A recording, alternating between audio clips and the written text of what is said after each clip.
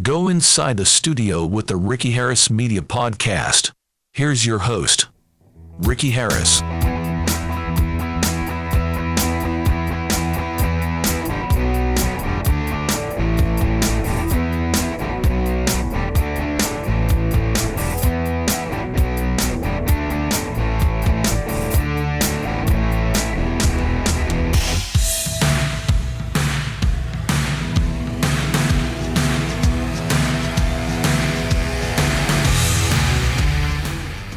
Welcome to the Ricky Harris Media Podcast, Super Sunday. Super. What is happening today? Oh, yeah. There's lots of different ways to watch the big game. We can say Super Bowl on this show. It's fine. I'm not worried about any kind of copyright infringement, right? It's not like I am using the Super Bowl to promote this show. No. So, what is the easiest way to receive the Super Bowl and at no cost to you except for the equipment and the electricity to drive the equipment would be over the air. If you have an over the air signal, that's the best way. Well, I say the best way, the cheapest way and the simplest way to receive the Super Bowl. But over the air signal suffers from what we call refraction interference. So basically, if you have anything in the way of your receiving antenna and the transmitting antenna, especially if that obstruction moves, a good example is leaves and trees and limbs. Anytime the wind blows, you know that old saying, anytime the wind blows, it goes out. Well, yeah, that's causing refractions in the signal and is causing cancellations. That wreaks havoc on digital equipment, digital decoding equipment. It'll cause it to block up and digitize. And really the most annoying part of that is losing bits and pieces of audio. So I understand. I completely understand not wanting to fool with that. But if you happen to live in an area that's either up high enough or close enough distance where you have direct line of sight, ideally you walk outside of your place and you look up and see the tower right there and you can aim right to it. Oh, that is great. That is a really good way to do it because it's so simple. You turn it on and there it is. But it's really interesting. This year, the Super Bowl will be streaming on Tubi. And I talked about Tubi on this show before. If you have an internet connection, and you don't mind watching ads, and in the case with the Super Bowl, that's kind of the point too, right? That's a big chunk of it. It's not the main point, of course. The main point is the game itself, of course. But a good portion of it is watching the commercials. So that is wonderful. If you have an internet connection, you have to have an account for Tubi. So you sign up for an account for Tubi, or you could do the guest login. And you got it right there. Watch the Super Bowl. So I'm looking forward to seeing who won the Doritos commercial. Submit your own idea for an ad. It's called Doritos Crash. And speaking of that, I want to play the 2-minute version of our commercial, the original script, the full script version. And here's the audio version of that. So this is starring Kimberly Crush, Ivan Kaufman, and myself, Ricky Harris. Here it is, the Doritos commercial, our submission to the DoritosCrash.com contest. All right, Miss Crush, take one, please. Hey you, can I get the time? I've been standing so patient in the back of the line. I hate I came out late, it's making me sick. Now my feet have gotten hurt and I can't handle it. Wee. I got a fresh new perm, but my dress so tight that it's making me squirt. The colors flashing and caught his eye. He had to come and take me to the baller line. Looking good, that's my reply.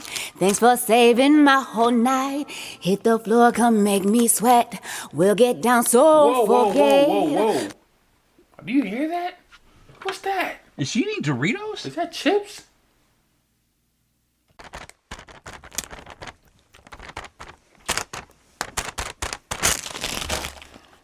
Come here. Do you have any more big bags left? No. How'd you empty a whole bag of Doritos? Miss Crush, take 2, please.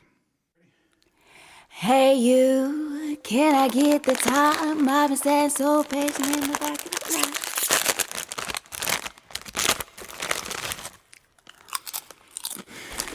line. Miss Crush, take 10. Wee, I got a fresh new perm, but my dress so tight that it's making me squirt. The colors flashing and caught his eye. He had to come and take me to the baller line.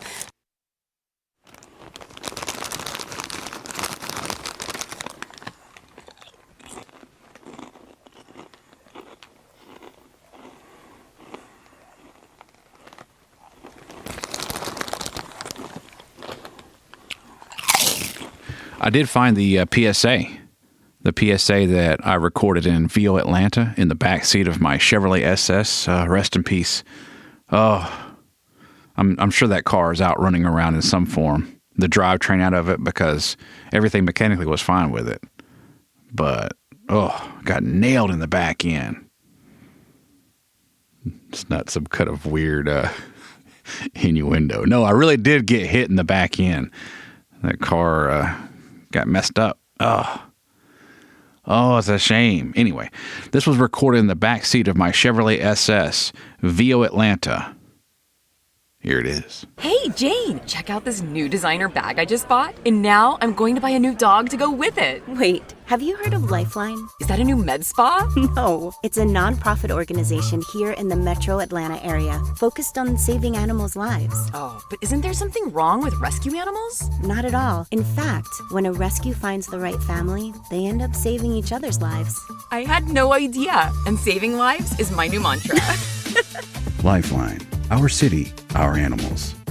Welcome back to the Ricky Harris Media Podcast. I do want to take a moment to talk about content creation.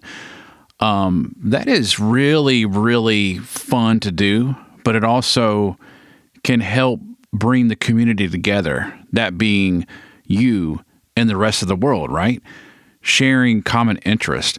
Let's say that you are a cook and you love cooking up different things and you have a specialty. Let's say. I guess my specialty would be probably my favorite food of all time, of course, is cheeseburgers.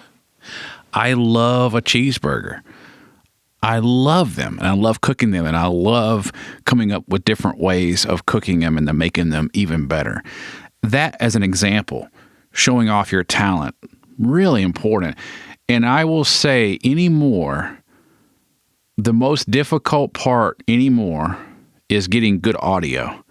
Video, you pretty much have it handled with your smartphone, iPhone, Android, even a phone from 5-6 years ago can handle video very well and produce a very clear video, but not only clear, but the bulk of what's going on in the background is post-processing.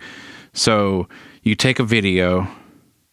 Let's say if it was just strictly a video camera, it looks kind of lifeless, right? For lack of better terms. It just needs a little more. It needs some tweaking. It needs some color correction. And smartphones will do that automatically. That's partly the reason why when you take a picture on one, as an example, and you pull it back or play it back or read it back and you go, wow, that looks really awesome. And then you look what you just took and, it's hyper real. It's enhanced. And so you can do that with video very automatically. But what happens is you're using the microphones built into the phone. And in certain situations, like when you're doing really close videos, like the phone is like right there in your face, that audio is very acceptable. It'll sound fine. Now, if you really want to nitpick it, it's recording in stereo a lot of cases, and that will make it sound kind of roomy, and you may not want that. So what you could do is you could just take one of those microphones, let's say left or right, just pick one, bring it up in mono on your editor, and that will take a lot of that roominess out of the sound. Okay, now let's say you're recording something for someone else, and they are about 6-8 foot away from the camera, the phone in this scenario. Well, obviously that's going to have a lot of room sound, and they're going to be low in the mix. And then you can always boost it up, right? Bring up the level, but that's going to bring up all of that echo, all of that room tone, and all of the noise or any other sound that you don't want in your audio. So, a good rule of thumb, and this really pertains to any kind of audio recording, is get the microphone close to your subject, close to whoever is doing the presentation. And you can do that a number of ways. Probably the easiest, I will say, and when I say easiest, I'm talking about not being distracting. You don't want the equipment to be distracting in your creative process, because that will really, it'll make it tedious, and it'll really kill your motivation. It'll kill your creative workflow very quickly. So what you can do is have a lavalier microphone, a clip-on lavalier. You see these all the time. Anytime you watch the news, you'll see them clipped to their clothes. That is called a lavalier microphone. And so you can connect that to your own phone. Let's say you're doing the presentation, someone's filming you with their phone. You can connect that up to your phone and just have it in your pocket recording audio. You can actually just record video of the inside of your pocket, but use that microphone to record audio. And then the other person is shooting video. And then you synchronize audio, and you can actually use the microphones from both cameras and look at the waveforms. And it's sort of like a fingerprint.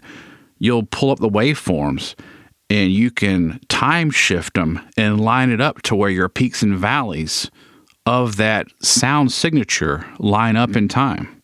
That way your lip sync is good. That's something you can do visually. You don't have to sit there and go trial and error. Okay, I hear this sound. Okay, then that must be that sound, and then this sound, and then you're constantly chasing it. You could do it with waveform when you're recording that sort of presentation, to where you're going to get the person's doing the presentation's audio, their voice, from the camera mic pretty well. A good enough audio quality to where you can see it and synchronize. That's a really good, down and dirty, easy way to do it. And the only thing that requires, assuming that you and the other person have smartphones, is you will just need a lavalier microphone. I have a review on the Miracle Sound. This is about 5 years old now, but I still use them and absolutely love them. They're directly wired. You plug it into your phone using a 1/8 inch to USB-C or Lightning adapter, depending on what your phone has. And it'll show up on your phone as, would you like to use that microphone? You select that. The audio quality is extremely good. It's really crisp, has a lot of high end, very crisp, but doesn't take a lot of sound pressure level. Doesn't take a loud sound. Like if I try to record audio of me and my wife driving around, and we were going to do a podcast in the car, doesn't work for that. All you get is just no. So certain situations it won't work. For the most part, it'll work just great. So you can invest a whole $10 and get really good audio. Having good audio for video, it will make your production so much more enjoyable to watch. And close miking, you can just, that term, close miking, getting the microphone closer to your audio source will help tremendously. And you can make, your imagination can run wild on that. Yeah, you can have a handheld mic, and like you're doing like a game show, you got your mic, you got your Bob Barker mic. Yeah, you could do that. That's fine. And again, that equipment's not very expensive either. And there's a multitude of ways of recording that too. You can actually have the microphone wire go into a field audio recorder, record it that way. There are microphones that have built-in recorders, so the microphone can be its own recorder. That is really cool because that gives you an infinite wireless device, wireless mic. You could put that mic anywhere. It's recording to itself. Everything's all self-contained. That's a really good solution for podcasting, too. I do want to take a moment to give a special thanks to Tony Senator, Kathy Wheat, and Jason Thompson for their work on that PSA. It turned out so good. They did such a great job. Jason Thompson did the writing. Kathy Wheat and Tony Senator did the voiceover. And, of course, I did the audio engineering and the tag there. What a blast. If you have the opportunity to come to Atlanta, or if you are near Atlanta, definitely check out VO Atlanta. Not a sponsor. I'm just a really big fan of VO Atlanta, and voiceover in general. I love this aspect, and I always have. I was naturally drawn to radio at an early age because of the realness of radio. And I say realness, it is more intimate a lot of times because it's live, or at least it's recorded live, like I do this show. It's stream of consciousness. And I think with this medium is unlike any other medium where you have that personal connection. So you really hear what's going on in the person giving the presentation's head. You know exactly what's going on in their head, and I love that. I've always loved that about this audio spoken word industry, and that is everything. Audio books, voiceover, as far as commercials go, doing radio, doing podcasting, which is basically radio that's completely digital, and usually, not always, but usually recorded to where you can play it back after the fact, which I think it's even, better than radio because of that. You've got a DVR. So, yeah, I cannot thank you guys and gals that do this as their main gig. I'm a huge fan. I do think, and I'm guilty of this too myself, that we do get too caught up in digital technology to where older forms of technology look kind of icky, Like, for example, local radio, AM radio especially. But the importance of it is still there. And it is getting communication out, local communication out very quickly. And I love that. Fortunately, the vast majority of the time, it's not necessary. But when it is, all of these stations, for this example, let's use local radio. And that could be any radio. There is a studio and a microphone somewhere, right? I mean, it may just be a broom closet and a microphone and a laptop. But there is a studio where you can go in and make announcements and inform the public of any emergency or anything they need to know. Live, immediate to your community. And I love that aspect. Podcasting is that aspect too. Content creation, TikTok, YouTube, Twitter, Facebook. Getting on, recording something, and like I mentioned earlier, just record with your built-in microphone, and I would say mix it to mono, or use left or right, and you've got immediate communication to those that need to hear it.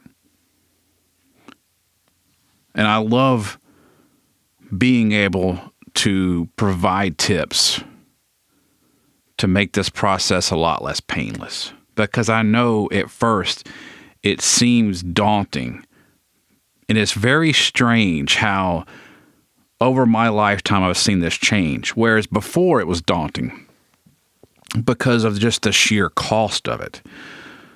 let's back up about 20 years ago. To do a podcast, and again, that wasn't really a thing. I mean, internet radio kind of was. It was kind of a theory, and some people were doing it. But really, back way up, I mean, you have to invest a lot of money in equipment to get some decent sound quality. But that's just not the case anymore. But we have an opposite problem now. We have too many options. There's too many ways to do it. And I love getting on here. And those of you who are listening have questions. I'm always open to answering questions about how to do things. And I love this aspect. I've always loved that about being an engineer in media, because you are constantly asked to solve problems to make a production a reality. And at first it's a little confusing, but then it becomes really fun, because as an engineer, you're always thinking. And I don't know if this is the case, those of you that are listening that are into engineering, but in my case, I always immediately want to solve a problem the most complicated way. And that is not realistic. That's actually kind of counterproductive. So when I get to revision 5, then, that's going to make sense. But revision, or the first incarnation of my solution, is going to be quite complex. I'm just letting you know right now. But give me about till revision 5, and then we'll have a really good, solid solution. I say we. Again, thanks to everyone that has contributed to this show with content, ideas for content, and want to give a plug out to my wife. That was her idea of talking more about content creation. Techniques on making a really professional production. Thank you guys and gals for listening to this week's Super Sunday edition of the Ricky Harris Media Podcast. I'll see you guys and gals next time. Later. Bye.